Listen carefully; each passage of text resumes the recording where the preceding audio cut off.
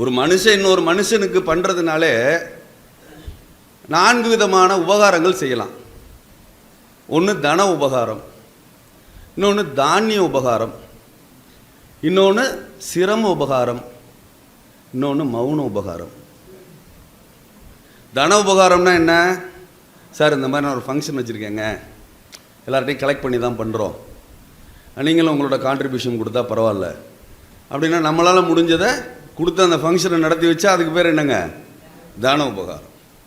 அந்த ஃபங்க்ஷனுக்கு தேவையான கிராசரிஸ், மளிகை பொருள்லாம் வாங்கி தந்துடுறேன், உணவுக்கு தேவையான பொருள்லாம் வாங்கி தந்துடுறேன்னா அதுக்கு பேர் என்னங்க? தானிய உபகாரம். சார் என்னால் தனம் தானியம்லாம் கொடுக்குற அளவுக்கு வசதி இல்லை, ஃப்யூச்சரில் வந்துடும், ஆனால் நான் என்னுடைய உடலை வருத்தி கொண்டு இந்த நிகழ்ச்சி வெற்றிகரமாக நடப்பதற்கு உதவுகிறேன் அப்படின்னு தன்னுடைய உடலை சிரமப்படுத்தி கொண்டு உதவுவதற்கு பேர் என்னங்க? சிரம உபகாரம். இது எல்லாத்த விட முக்கியமான உபகாரம் ஒன்று இருக்குது, அதுதான் மௌன உபகாரம். ஏதாவது ஒன்று பண்ணுனா அதை விமர்சனம் பண்ணாமல், அட்லீஸ்ட் நம்ம அந்த வம்புக்கு போகாமல் செவனேன்னு மௌனமாக இருக்கிறதுக்கு பேர் தான் மௌன உபகாரம்.